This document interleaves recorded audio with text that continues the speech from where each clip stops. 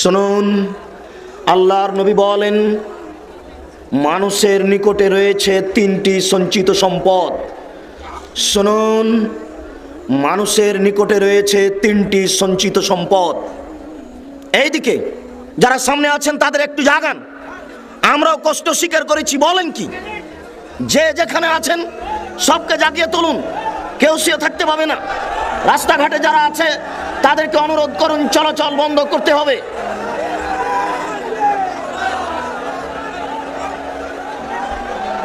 শ্রমিক কিছু সংক্ষিপ্ত সময়ের জন্য এসেছি, কিছু দিনই আলোচনা শোনা ও বলা, এটাই আমাদের কাজ। কেন অলসতা আসবে এখানে? আমরা যদি এইভাবে কষ্ট স্বীকার করে সময় দিতে পারি, তাহলে আপনি এখানে এসে বসে থাকতে এত কষ্ট বোধ করেন কেন? আমরা আপনাদের জন্য মনে করি যে কষ্ট করে জেগে বসে থাকলে আপনাদের উপকার বেশি হবে। একটু পরেই বাড়িতে চলে গিয়ে বেশি বেশি আরাম করার চেষ্টা করুন। আজকে এখানে অত আরাম করার চেষ্টা করিয়েন না। যারা আপনাদের পূর্বসূরি, যাদের কথা আপনারা বক্তব্যে পেশ করেন, তারা এত সুবিধা ভোগ করে কেউ গেছে, এটা ইতিহাস বলে না। ইমাম আবু হানিফা রাহিমাহুল্লাহ জীবনে এত শান্তি সুখ ভোগ করে গেছেন, এটা ইতিহাস বলে না। ইমাম আহমদ ইবনে তাইমিয়া এরকম সুখ শান্তি ভোগ করে গেছেন, এটা ইতিহাস বলে না। কালকে এসে এটুকু শ্রম দিয়ে আজকে আপনাকে ঘন্টার ঘন্টা এখানে শুয়ে থাকতে হবে, রাস্তায় হেঁটে বেড়াতে হবে, এত বেশি খেতে হবে, এটা পছন্দ নয়। যদি আপনাদের এই সফরকে আপনারা একটা আনন্দ ফুর্তির সফর মনে করেন, খাওয়া ও খেলতামাশার সফর মনে করেন, তাহলে এতে নেকির স্থানে উল্টা পাপ হবে। বিশ্বাস করুন, যেভাবে মুখে কথা বলছেন যে আহলে হাদিস আন্দোলন, কোরআন এবং সহিহ হাদিসের আন্দোলন, এই আন্দোলন যদি তাই হয়, তাহলে আপনার কথা ও কর্মে বাস্তবায়ন হতে হবে। এইভাবে চুপচাপ বসে আছেন, এতে আল্লাহ সন্তুষ্ট হবেন না। মাঝে মধ্যে এরকম বৈঠকে দোয়া পড়তে হয়, রব্বিগফির ওয়ারহাম ওয়া আনতা খায়রুর রাহিমিন, রব্বিগফিরলি ওয়া তুব আলাইয়া ইন্নাকা আনতাত তাওয়াবুল গফুর। আল্লাহর নবী মাঝে মধ্যে কোনো বৈঠকে বসে থাকলে সাহাবীগণ বলছেন প্রায় 70 বার পর্যন্ত বলে ফেলতেন আস্তাগফিরুল্লাহ ওয়া আতুবু ইলাইহি। এইভাবে ঘুমে সময় কাটাচ্ছেন, আনন্দ ফুর্তিতে সময় কাটাচ্ছেন, আমার বুঝে আসে না। এইভাবে আল্লাহকে সন্তুষ্ট করা যায় না। আসলেই কিছু বলে কিছু করে আল্লাহকে সন্তুষ্ট করা যায়। বলছিলাম, মানুষের কাছে আল্লাহর পক্ষ থেকে তিনটি সঞ্চিত সম্পদ রয়েছে। তার একটি সঞ্চিত সম্পদ হচ্ছে লিসানুন যাকির, ওই জিহ্বা, যে জিহ্বা আল্লাহকে ডাকতে পারে, ওই জিহ্বা হচ্ছে সঞ্চিত সম্পদ। যে জিহ্বা আল্লাহকে ডাকতে পারে, যে জিহ্বা বলতে পারে সুবহানাল্লাহ, আলহামদুলিল্লাহ, আল্লাহু আকবার, লা ইলাহা ইল্লাল্লাহ, আস্তাগফিরুল্লাহ, আস্তাগফিরুল্লাহ, এরূপ যে জিহ্বা বলতে পারে, সেই জিহ্বা হচ্ছে সঞ্চিত সম্পদ। আল্লাহর নবী বলেন ওই অন্তর হচ্ছে সঞ্চিত সম্পদ, যে অন্তর অল্পতেই খুশি হয়। ওই অন্তর হচ্ছে সঞ্চিত সম্পদ, যে অন্তর অল্পতেই খুশি হয়। আপনাকে এত ঘুমাতে হয় কেন, এত খেতে হয় কেন, এত আনন্দ ফুর্তি ভোগ করতে হয় কেন? এটা আপনার পরকালের জীবনের জন্য সুন্দর নয়। আল্লাহর নবী বলেন ওই স্ত্রী সঞ্চিত সম্পদ, যে স্ত্রী মানুষকে, তার স্বামীকে দিনের ওপরে সহযোগিতা করতে পারে। ওই স্ত্রী সঞ্চিত সম্পদ, যে স্ত্রী তার স্বামীকে দিনের ওপরে সহযোগিতা করতে পারে। ওই স্ত্রী সঞ্চিত সম্পদ, যে স্ত্রী তার স্বামীকে দিনের ব্যাপারে সহযোগিতা করতে পারে। নামাজের সলাতের সময় হলে আজ নামাজ পড়ার জন্য, সলাত আদায় করার জন্য অনুরোধ করে। যে কোনো ভুল ত্রুটি দেখলে স্বামীকে ওইদিকে তাকে বিরত রাখার জন্য পরামর্শ দেয়। এই হচ্ছে সঞ্চিত সম্পদ। আমি বলছিলাম আপনার মুখখান আল্লাহর পক্ষ থেকে একটা সঞ্চিত সম্পদ, একে আপনি মূল্যায়ন করুন। এইভাবে রাস্তাঘাটে চলে গল্প করে, অত চা পান করে, ওতে দোকানপাটে বসে থেকে আড্ডা পিটে আল্লাহকে সন্তুষ্ট করা যায় না। এটা আপনাদের ভুল পরিকল্পনা। আব্দুল্লাহ ইবনে আব্বাস রাদিয়াল্লাহু তাআলা আনহু বলেন নেমাতান মাকবুনুন ফীহিমা কাসীর মিনান নাস, আল্লাহর পক্ষ থেকে মানুষের উপরে দুটি অনুগ্রহ আছে, এই অনুগ্রহকে মানুষ মূল্যায়ন করে না। আল্লাহর পক্ষ থেকে মানুষের উপরে দুটি অনুগ্রহ আছে, এই অনুগ্রহকে মানুষ মূল্যায়ন করে না। তার একটি অনুগ্রহ হচ্ছে শরীরের সুস্থতা থাকা। শরীরের সুস্থতা অর্থ কি এই যে রাস্তায় এভাবে ঘুরে বেড়াতে হবে? আমরা কোরআন হাদিসের কথা বলবো আর আপনি রাস্তা রাস্তা হেঁটে বেড়াবেন, আপনার শরীরের সুস্থতার অর্থ কি এটা? নবী করিম সাল্লাল্লাহু আলাইহি সাল্লাম বলেন অবসর, আপনি একটু অবসর পেয়েছেন, বাড়ি থেকে 2 দিনের সফরের জন্য এখানে এসেছেন, এটা আপনার জীবনে একটা অবসর। আল্লাহ তাআলা বলছেন ফাইদা ফারাগতা ফানসাব ওয়া ইলা রাব্বিকা ফারগাব। মুহাম্মদ সাল্লাল্লাহু আলাইহি সাল্লাম, যখনই আপনি অবসর পাবেন তখনই আপনি ইবাদত বান্দিকেতে লেগে পড়ুন। আপনি এসেছেন এখানে ইবাদতের জন্য আর সারা দিন বাজার বাজার ঘুরে বেড়াচ্ছেন, রাস্তা রাস্তা ঘুরে বেড়াচ্ছেন, ধর্মকে পাগল পেয়েছেন নাকি? মহান আল্লাহ বলেন ফাইদা ফারাগতা ফানসাব, যখন আপনি অবসর পাবেন তখনই আপনি আল্লাহর ইবাদতে ব্যস্ত হন। সুবহানাল্লাহ বলুন, আলহামদুলিল্লাহ বলুন, আল্লাহু আকবার বলুন, লা ইলাহা ইল্লাল্লাহ বলুন। আর আপনারা এই 2 দিনের অবসর নিয়ে এসে কেউ আছেন ঘুমিয়ে, কেউ আছেন রাস্তায়, কেউ আছেন হোটেলে, এটা আমার বুঝে আসে না। এগুলো নয়, এইভাবে আল্লাহকে সন্তুষ্ট করা যাবে না, এটা ভুল পরিকল্পনা।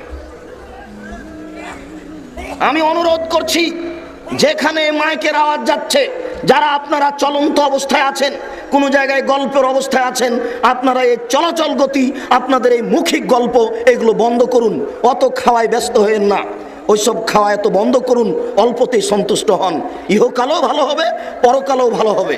নবী করিম সাল্লাল্লাহু আলাইহি সাল্লাম বলেছেন সবচেয়ে অপছন্দ জিনিস ওটাই যেটা মানুষ পেটে রাখে, সবচেয়ে অপছন্দ জিনিস ওটাই যেটা মানুষ পেটে রাখে, সবচেয়ে খারাপ জিনিস ওটাই যেটা মানুষ পেটে রাখে। মানুষকে যদি খেতেই হয় তাহলে 3 ভাগের 1 ভাগ হিসাব করে খেতে হবে। 1 ভাগ খালি থাকবে, 1 ভাগ পানির জন্য থাকবে, 1 ভাগ খাওয়ার জন্য থাকবে। দেখছি শুধু সারা দিনই বাজারে হোটেলে বসে আছেন, এটা হয়? যা টাকা নিয়ে এসেছেন একটু ফকির মিসকিনকে দিবেন কি 2খান বই পুস্তক কিনবেন, তাকে নিয়ে এসে আগে খেয়ে শেষ করছে।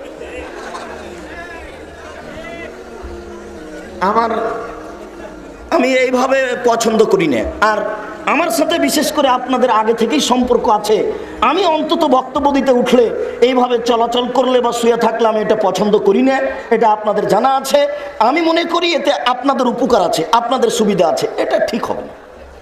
দেখেন, শ্বাস বন্ধ হলে পাপ ঠেকানো যাবে না। হাত থেকে ঢেল ছুটে গেলে যেমন ঢেল ধরা যায় না, শ্বাস বন্ধ হয়ে গেলে তেমন পাপকে ঠেকানো যাবে না। অতএব শ্বাস বন্ধ হওয়ার পূর্বেই পাপ ঠেকানোর চেষ্টা করুন।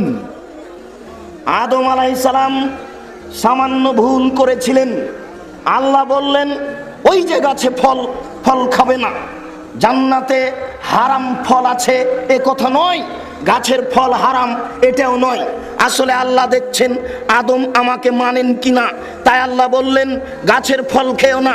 চট করে ইবলিস এসে বলছে আমি খুব ভালো মানুষ, আমি আপনার সহযোগী, আপনি আমার উপদেশ শুনুন, আপনি ফল খান, আপনার জন্য ভালো হবে। ইবলিসের এই অত্যাচারে স্বামী স্ত্রী পরামর্শ করতে করতে এক পর্যায়ে ফল খেয়ে ফেলেছে। যখন ফল খেয়ে ফেলেছেন আল্লাহ বললেন এই যে ভুল হয়ে গেল। এই যে ভুল বুঝতে পেরে, এই যে আদম আলাইহিস সালাম ভুল বুঝতে পেরে বলতে লাগলেন রব্বানা যালামনা আনফুসানা ওয়া ইল্লাম তাগফির লানা ওয়া তারহামনা লানাকুনান্না মিনাল খাসিরিন। প্রতিপালক, আমরা 2 জন স্বামী স্ত্রী ভুল করেছি, অন্যায় করেছি, অপরাধ করেছি, তুমি দয়া করো, তুমি ক্ষমা করো। তুমি যদি দয়া না করো, তুমি যদি ক্ষমা না করো, তাহলে আমরা ক্ষতিগ্রস্তের অন্তর্ভুক্ত হব। আদম আলাইহিস সালাম মরা পর্যন্ত এই দোয়া বলতে থাকলেন, মরা পর্যন্ত। একজন নবী এইভাবে মরা পর্যন্ত এই দোয়া বলার পরেও কিয়ামতের কাঠগড়াতে নিশ্চিত নন যে আমার ক্ষমা হলো কিনা। আমি আপনাকে দেখে অবাক হয়ে যাচ্ছি যে আপনি এই দিনই বৈঠকে এসে এত আড্ডা পিটার সুযোগ হয় কি করে? আশ্চর্য, এ কি কথা? এত ভোগ বিলাসী কেন? শুনুন, বিচারের কাঠগড়াতে সব মুমিন যখন আটকা পড়বে, পাপী তো আছেই, সব মুমিন যখন আটকা পড়বে সবাই পরামর্শ করবে, আমরা সবাই করব, পরামর্শ করে বলবো কি করা যায়। চলো যায় আদম আলাইহিস সালামের কাছে। সবাই গিয়ে বলবেন যে আপনি আদম, আল্লাহ আপনাকে নিজ হাতে সৃষ্টি করেছেন, আল্লাহ আপনাকে জান্নাতে রেখেছেন, আল্লাহ আপনাকে ফেরেশতা দিয়ে সিজদা করিয়েছেন, আপনি কি আমাদের একটা আজকে কথা শুনবেন? একটু কি আমাকে আমাদের উপকার করবেন? যদি একটু আল্লাহকে বলতেন তাহলে আমাদের একটু সুবিধা হতো, আল্লাহ আমাদের এখানে একটু শান্তি দিতেন। তখন আদম আলাইহিস সালাম বলবেন, ইন্নী লাস্তু হুনাকুম, না আমি এটা করতে পারছি না, আমার প্রতিপালক আজকে আমার উপরে রাগ করেছেন। এত রাগ পূর্বেও কোনোদিন করেননি, পরেও কোনোদিন করবেন না। আমি বুঝতে পারছি না যে আমি ওই ফল খাওয়ার কারণে মরা পর্যন্ত ক্ষমা চেয়েছি, ক্ষমা হয়েছে কিনা। আজকে যদি ওটা ধরে বসেন, বলে বসেন, তাহলে আমার যে কি হবে তা আমি নিজেই বুঝি না। কাজে আমি তোমাদের জন্য কোনো কাজ করতে পারবো না। দেখেন সবার পিতে কত সম্মানী মানুষ, এরপরেও নিশ্চিত নন। আমার বুঝে আসে না আপনি এত আনন্দ ফুর্তি করার সুযোগ পেলেন কি করে? আহলে হাদিস আন্দোলনের সদস্য অথবা সমর্থক অথবা ভালোবাসেন বলে এখানে এসেছেন, আপনার এটা হয় কি করে? শুনুন, মহান আল্লাহ বলেন, অনাহশুরুহুম ইয়াউমাল কিয়ামাহ আলা ওয়াজুহিহিম, বিচারের কাঠগড়াতে আমি অপরাধীদের উল্টা করে একত্রিত করব। পা থাকবে উপরের দিকে, মাথা থাকবে নিচের দিকে।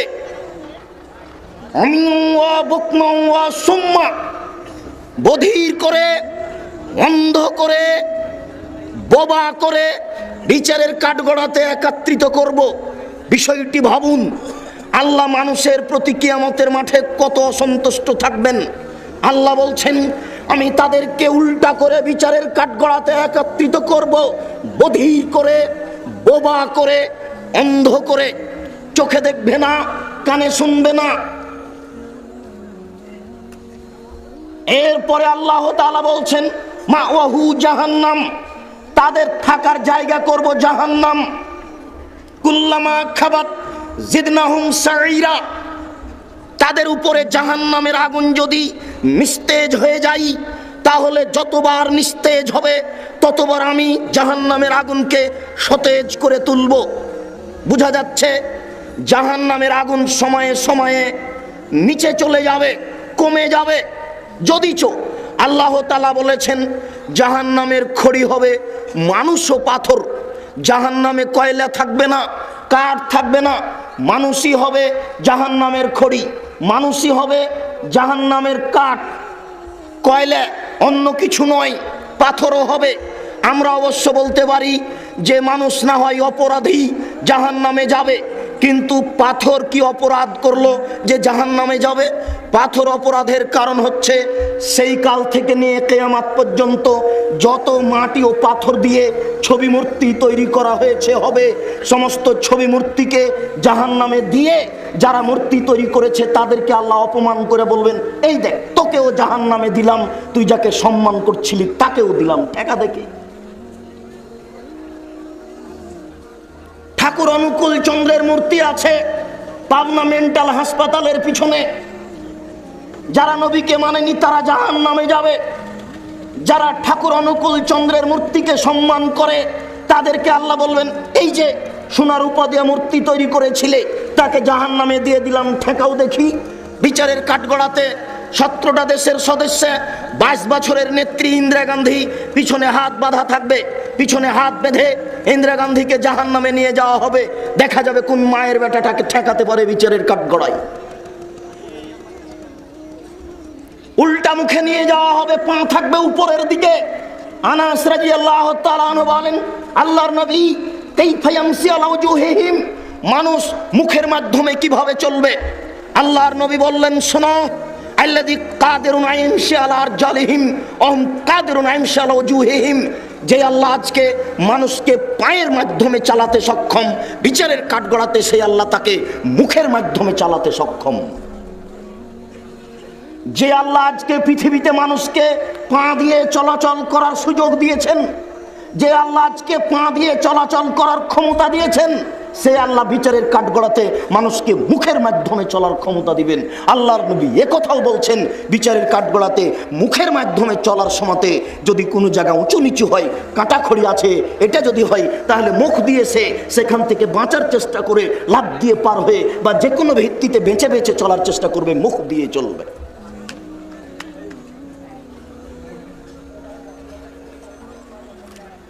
মহান আল্লাহ বলেন, আল কারিয়া মহা দুর্ঘটনা মালকারিয়ে, মহা দুর্ঘটনা কি? আমাদরা কামাল কারিয়ে। হে মোহাম্মদ সাল্লাল্লাহু আলাইহি সাল্লাম, আপনি কি বলতে পারেন মহা দুর্ঘটনা কি? ইয়াউমা ইয়াকুনুন নাসু কাল ফারাশিল মাবসুস। মহা দুর্ঘটনা বলতে এমন একদিন, যেদিন মানুষ হয়ে যাবে কীট পতঙ্গের নেই। কীট পতঙ্গ যেমন আগুনের উপরে এসে লাফ দিয়ে পড়ে বিবেকহীন অবস্থায়, মানুষের অবস্থা হবে তাই। অতাকুনুল জিবালু কালেহনিল মানফুস। সেই দিন পাহাড়গুলি হবে ধ্বনিত তুলার নেই। তুলা ধোনা ব্যক্তি যখন তুলার উপরে মারে, ছিটকে তুলাগুলি দূরে চলে যায়। পৃথিবীর লক্ষ কোটি মন ওজনের পাহাড়গুলি হবে এইরূপ ধ্বনিত তুলার নেই, ছিটকে আকাশে চলে যাবে। ফাম্মা মান খাফফাত ফাম্মা মান সাকুলাত মাওয়াজিনুহু। বিচারের কাঠগড়াতে যার নেকির পাল্লা ভারী হয়ে যাবে, ফাহুয়া ফি ঈশাতির রাজিয়া। তার জীবিকা নির্বাহ হবে অতীব সুখ স্বাচ্ছন্দ্যময়। ওয়াম্মা মান খাফফাত মাওয়াজিনুহু। যার নেকির পাল্লা হালকা হয়ে যাবে, পাপের পাল্লা ভারী হয়ে যাবে, ফাউম্মুহু হাবিয়া। তার থাকার জায়গা হবে অতীব গভীর গহ্বর হাবিয়ে। ওমা আদরাকা মা হিয়া। হে মুহাম্মদ সাল্লাল্লাহু আলাইহি সাল্লাম, আপনি কি জানেন অতীব গভীর গহ্বর হাবিয়ে কি? নারুন হামিয়া। তা হচ্ছে জ্বলন্ত উত্তপ্ত আগুন। মহান আল্লাহ বলেন, ইযা যুলজিলাতিল আরযু জিলজালাহা। শামসু কুব্বিরাত। যেই দিন সূর্যকে আলোহীন করে দেওয়া হবে। ওয়াইদান নুজুমুন কাদারাত। যেই দিন তারকাগুলিকে ছিন্ন ভিন্ন করে, টুকরা টুকরা করে, খান খান করে আলোহীন করে দেওয়া হবে। ওয়াইজাল জিবালু সুইরাত। যেই দিন পৃথিবীর সাগরের পাহাড় সমূহকে আকাশে চলমান করে দেওয়া হবে। ওয়াইদাল ইশারু উত্তিলাত। যেই দিন 10 মাসের পেট পূর্ণ উটনিগুলিকে ছেড়ে দেওয়া হবে। এই বাক্য আরবদের লক্ষ্য করে বলা হয়েছে। কিয়ামত যেদিন সংঘটিত হবে, সেই দিন মানুষ তার প্রিয় বস্তুকে ছেড়ে দিবে। সৌদি আরবের লোকের প্রিয় বস্তু হচ্ছে ওই উটনি। যেই উটনির পেটে বাচ্চা আছে, এটাই তাদের সবচেয়ে দামি বস্তু। বাংলাদেশের জন্য হতে পারে তার ব্যবসা বাণিজ্য, হতে পারে তার ব্যাংকিং কিছু, যেটাকে সে জীবনে আর্থিক হিসেবে সবচেয়ে ভালোবাসে। মহান আল্লাহ বলেন, ওয়াইদাল ইশারু উত্তিলাত। যেই দিন মানুষ তার 10 মাসের পেট পূর্ণ উটনিগুলিকে ছেড়ে দিবে, প্রয়োজন মনে করবে না। যেই দিন বিচারের কাঠগড়াতে সব প্রাণীকে একত্রিত করা হবে। যেই দিন আত্মা সমূহকে দেহের সাথে জড়িয়ে দেওয়া হবে, সমস্ত আত্মাকে দেহের সাথে জড়িয়ে দেওয়া হবে। সেই দিন অবস্থা কি হতে পারে? ওয়াইজাল মাউউদাতু সুইলাত বিআইয়িদামবিম কুতিলাত ওয়াইজাল বিহারু ফুজ্জিরাত। যেই দিন সমুদ্রে আগুন লেগে যাবে, সমুদ্রে আটলান্টিক মহাসাগরে, ভারত মহাসাগরে, আরব মহাসাগরে আগুন লেগে যাবে। নিচে থেকে আগুন বের হবে, আগুন লেগে সমস্ত সমুদ্রের পানি শেষ হয়ে যাবে। আশ্চর্য! এসব কোরআনের আয়াতের বাস্তব ব্যাখ্যা আপনাকে দেওয়া খুব কঠিন আছে। শুনুন, ওয়াইদাল মাউউদাতু সুইলাত।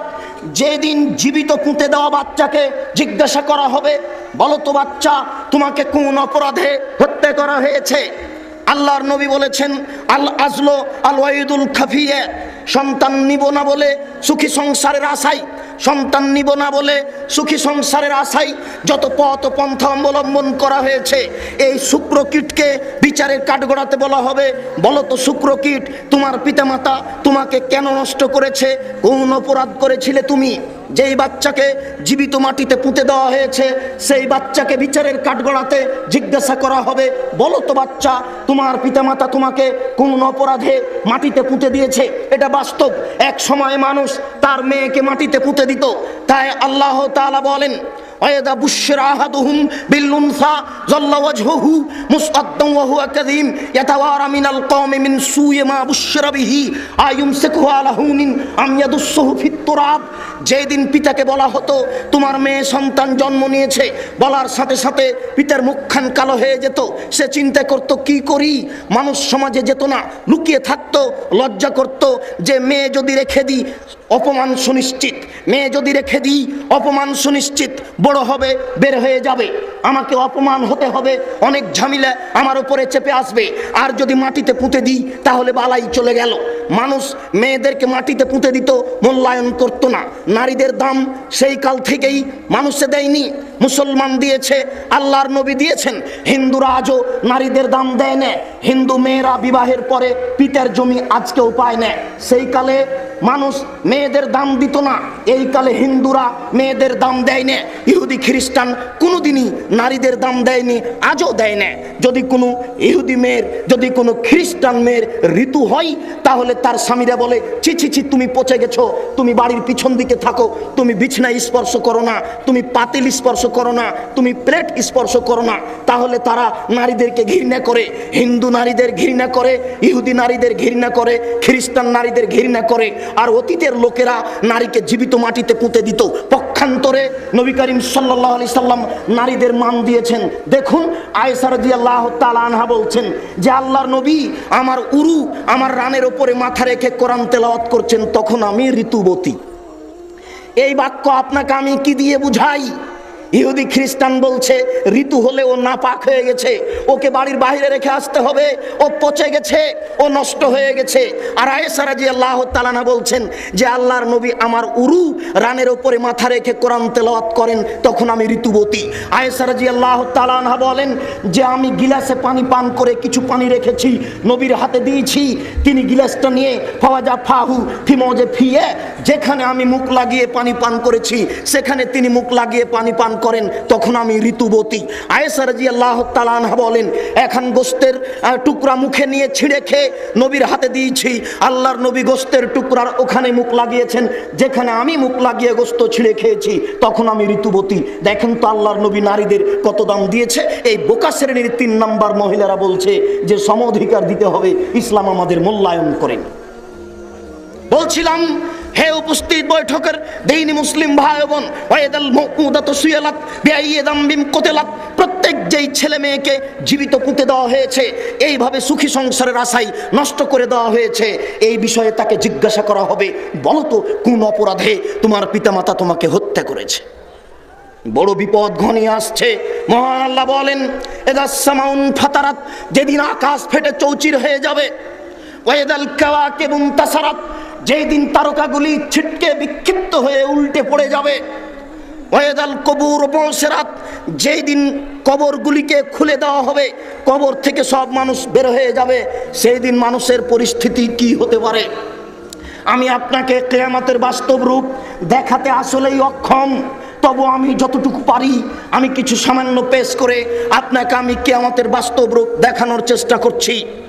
মহান আল্লাহ বলেন ইয়াউমা তারাউনাহা তাজহালু কুল্লু মুরজিয়াতিন আম্মা আরজাত, সেই দিন তুমি দেখবে নারীদেরকে যারা তাদের বাচ্চাকে দুধ পান করাচ্ছিল, দুধ পান করানো বাচ্চা থেকে ভুলে যাবে, কখন তার দুধের বাচ্চা কোল থেকে পড়ে যাবে সে বুঝতে পারবে না। কিয়ামতের কাঠগড়া কত কঠিন, কি দিয়ে বুঝাই? মহান আল্লাহ বলেন যেসব মহিলার পেটে বাচ্চা আছে, তাজাউ কুল্লু জাতে হামলিন হামলাহা, যেসব মহিলার পেটে বাচ্চা আছে কখন তার বাচ্চা প্রসব হয়ে যাবে সে নিজেই বুঝতে পারবে না। নারীদের জীবনে বড় জটিল ও কঠিন একটা কাজ হচ্ছে সন্তান প্রসব করানো। সন্তান প্রসব করা একটা কঠিন কাজ, বড় কষ্টের কাজ। এরপরেও কিয়ামতের জটিলতার কারণে সে বুঝতে পারবে না কখন তার বাচ্চা প্রসব হয়ে যাবে। সত্যিকারই কিয়ামত বড় জটিল। কিয়ামতের বাস্তবতা আপনাকে দেখানোর জন্য আমি সর্বপ্রথম দেখাই ইব্রাহিম এবং তার পিতা বাপ বেটার সামনাসামনি আলোচনা। আমার দিকে লক্ষ্য করুন, যে যেখানে আছেন চলাচল গতি বন্ধ করে খেয়াল করুন। আবু হুরায়রা রাদিয়াল্লাহু তাআলা আনহু বলেন লাকিয়া ইব্রাহিম আবাহু আজার, বিচারের কাঠগড়াতে ইব্রাহিম আলাইহিস সালাম তার পিতার সাথে সাক্ষাৎ করবেন, বাপ বেটা মুখামুখি হয়ে যাবেন। ওয়ালা ওয়াজহি আজার কাতারাতুন গাবারাতুন, ওই সময়তে আজরের মুখখান থাকবে মলিন, দেখে মনে হবে যেন ধুলা লেগে আছে, মুখখান মলিন হয়ে আছে। বিচারের কাঠগড়াতে ইব্রাহিম আলাইহিস সালাম বলবেন আলিয়া আলাম আকুল্লাহ আল্লাহ তাসিনি, আব্বা আপনাকে আমি বলেছিলাম আপনি আমার নাফরমানি করিয়েন না, আব্বা আপনাকে আমি বলেছিলাম আপনি আমার নাফরমানি করিয়েন না, আব্বা আপনাকে বলেছিলাম আপনি আমার নাফরমানি করিয়েন না, আপনি আমাকে মানেননি, 5বার ইব্রাহিম আলাইহিস সালাম বলেছিলেন, আব্বা আপনি আমাকে মানেন, আব্বা আপনি আমার কথা মানেন। 5বার বলার পরে আজর বলেছিল, এই শোন, লাইলাম তানতাহে লানার জুমান্নাকা, তুই যদি এইভাবে আমাকে বলা থেকে বিরত না থাকিস তাহলে তোকে পাথর দিয়ে পিটাবো। যখন পিতাই এই কথা বলল, তখন ইব্রাহিম আলাইহিস সালাম বললেন, ঠিক আছে আপনিও থাকেন, আপনার মূর্তি পূজাও থাকলো, আমি চললাম, তবে আমি আপনার জন্য বিচারের কাঠগড়াতে ক্ষমা চাইবো। আজ বাপ বেটা সামনাসামনি, ছেলে বলছেন, আব্বা আপনাকে বলেছিলাম আপনি আমার কথা মানুন, আমাকে উপেক্ষা করিয়েন না। বিচারের কাঠগড়াতে আজর বলবে, আলিয়াউমালা আসিকা, বেটা আজকে তোমার নাফরমানি করব না, আজকে তুমি যা বলবে তাই মেনে নিব। তখন ইব্রাহিম আলাইহিস সালাম বলবেন, আল্লাহুম্মা ইন্নাকা ওয়া'আদতানি আল্লা তুখজিনি ইয়াউমাল কিয়ামা আইয়ুখিজিনা যা মিন আবিল আবাদে, প্রতিপালক তুমি আমার সাথে ওয়াদা করেছো ইব্রাহিম তোমাকে আমি বিচারের কাঠগড়াতে অপমান করব না, আমার পিতা জাহান্নামে যাবে, আমি জান্নাতে যাব, এর চেয়ে বড় অপমান কি হতে পারে? ইব্রাহিম আলাইহিস সালাম বিচারের কাঠগড়াতে বলবেন, আল্লাহ তুমি আমার সাথে ওয়াদা করেছো ইব্রাহিম তোমাকে আমি বিচারের কাঠগড়াতে অপমান করব না, আজকে আমার পিতা জাহান্নামে যাবে, আমি জান্নাতে যাব, এর চেয়ে বড় অপমান কি হতে পারে?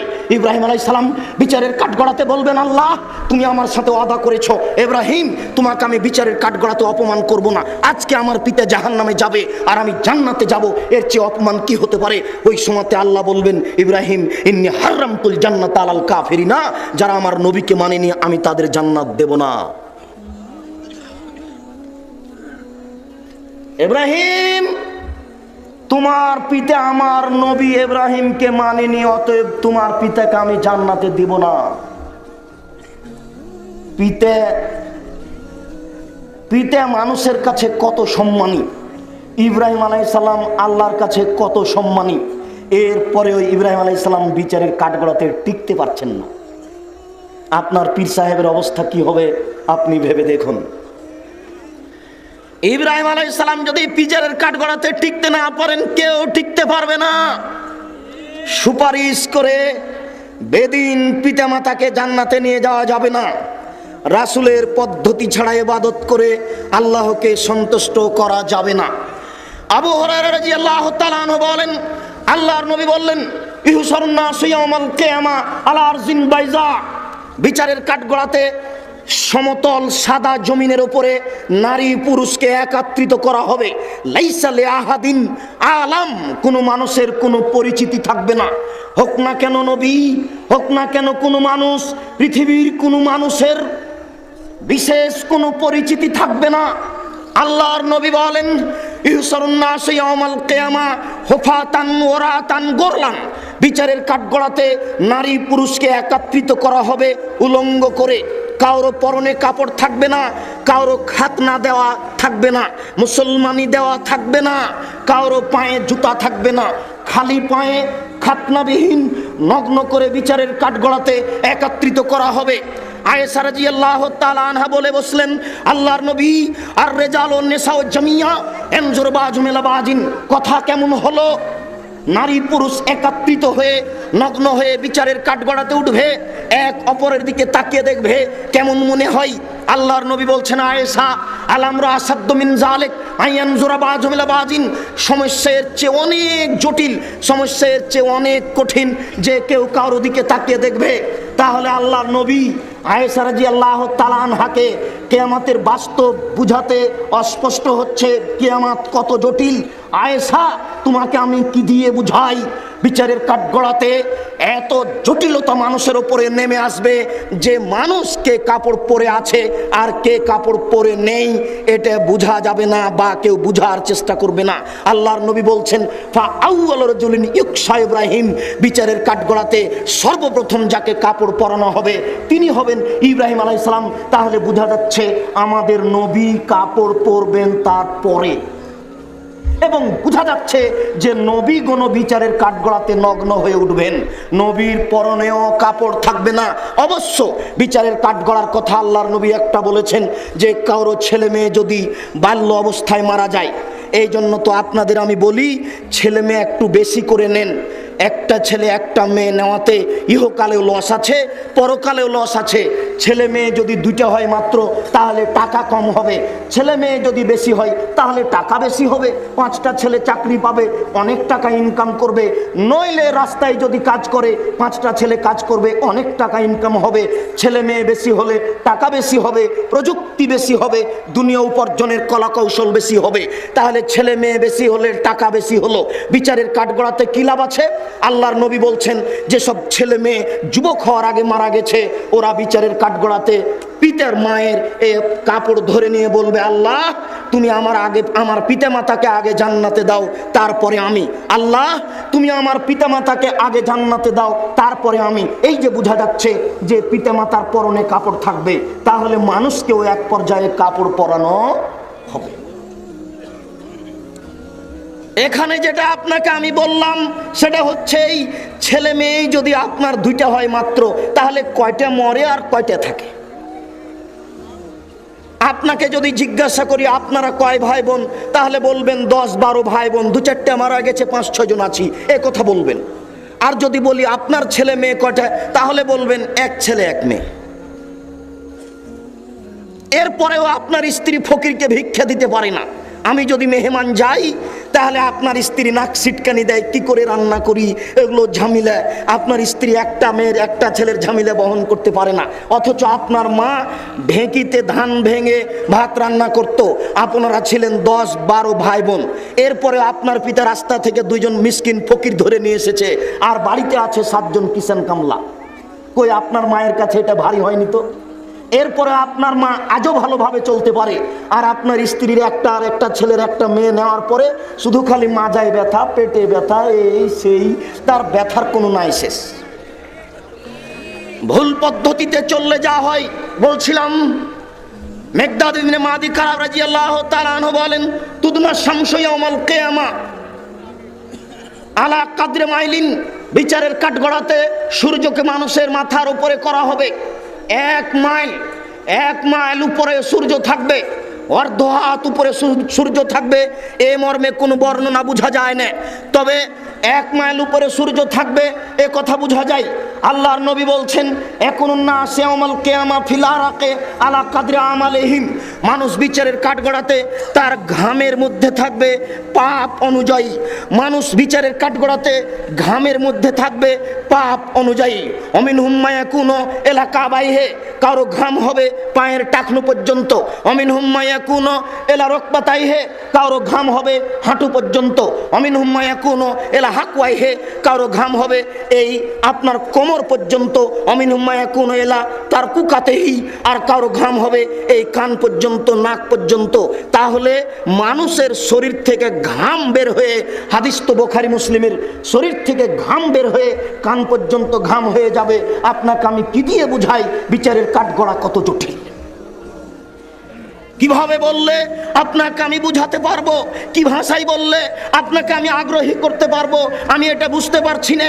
তবু আমি আপনাকে বলার চেষ্টা করছি, যদি আপনি কিছু আগে আসেন, যদি আপনার অন্তরে ভয় আসে, তাহলেই হয়তোবা আপনি কিয়ামতকে ভয় করে আল্লাহকে ডাকতে পারবেন।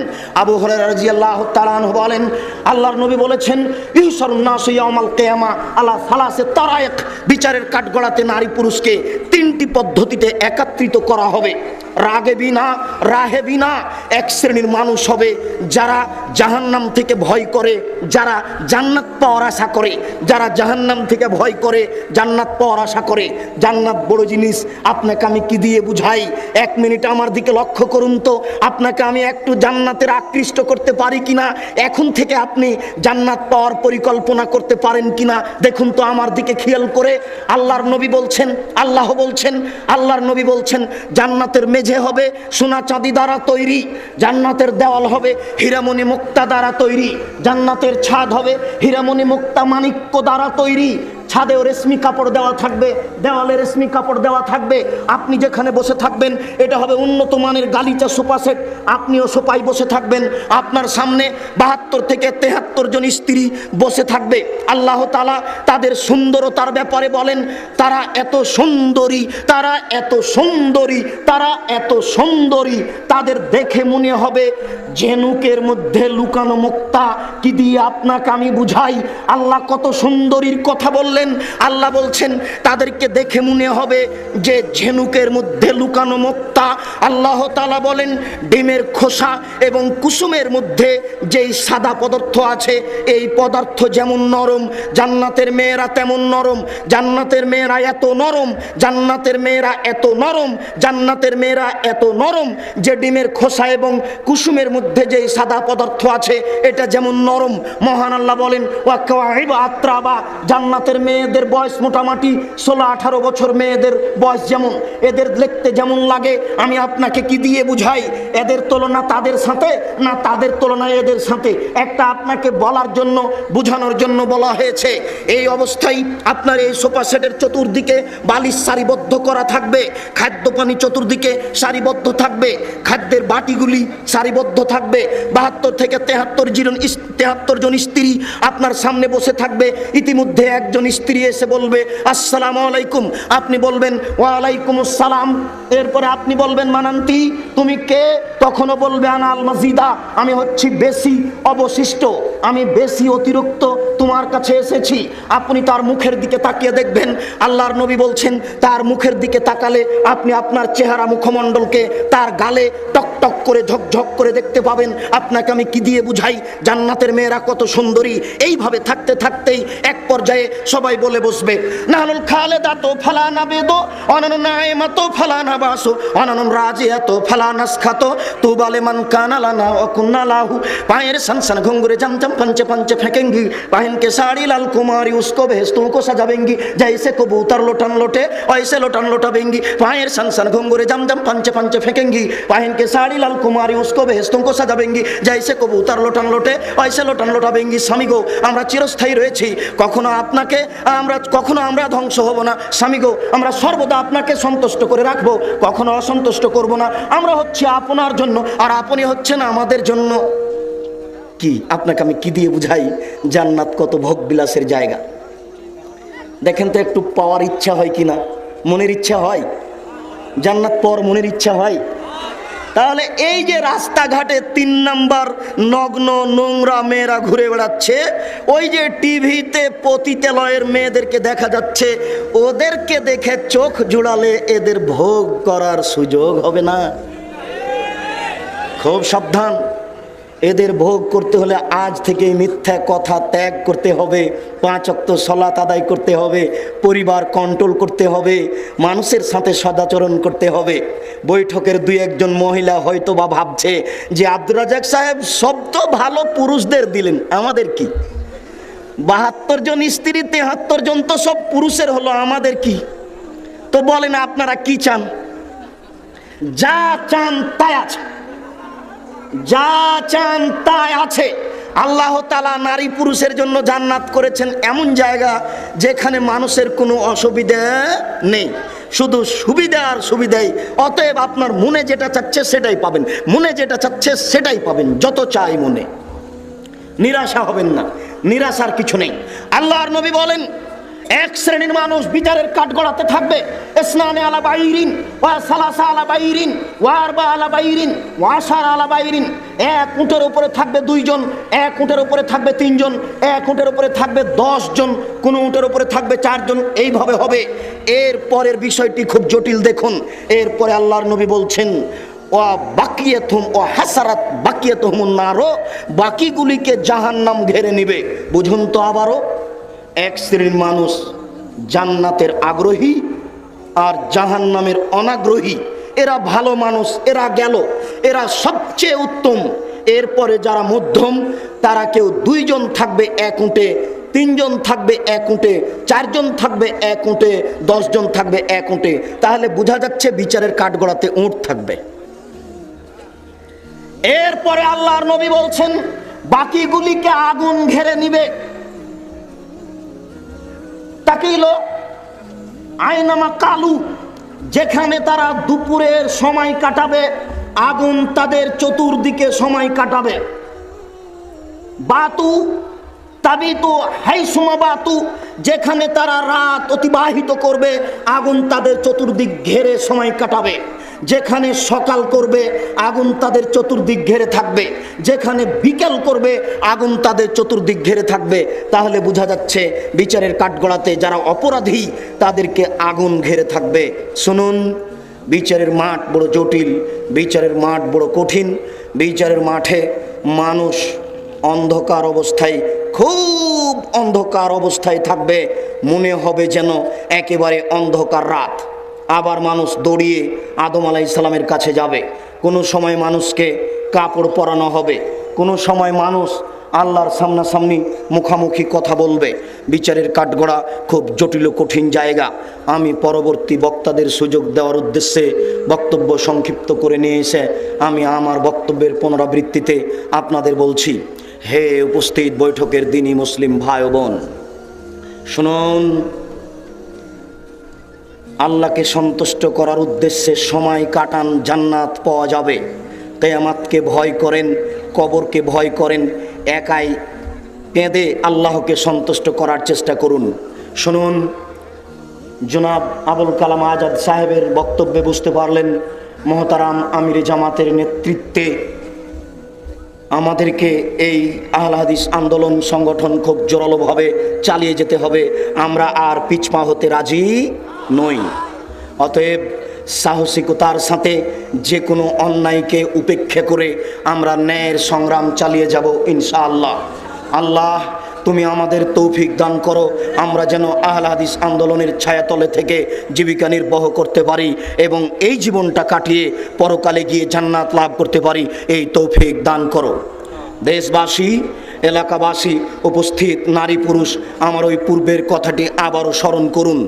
আমাদের সাথে যোগাযোগ রাখার একটি বড় মাধ্যম হচ্ছে আত-তাহরিক পত্রিকা। আপনি পত্রিকা সংগ্রহ করুন, আপনার বন্ধুকে আত-তাহরিক পত্রিকা সংগ্রহ করতে বলুন। আপনারা মোহতারাম আমিরে জামাতের সলাতুর রাসূল সংগ্রহ করে পড়ুন। আর আমার এই খাকসারের এই সাধারণ না জানা মানুষের যে লেখা বইগুলি আছে সেইগুলি মূল্যায়ন করুন।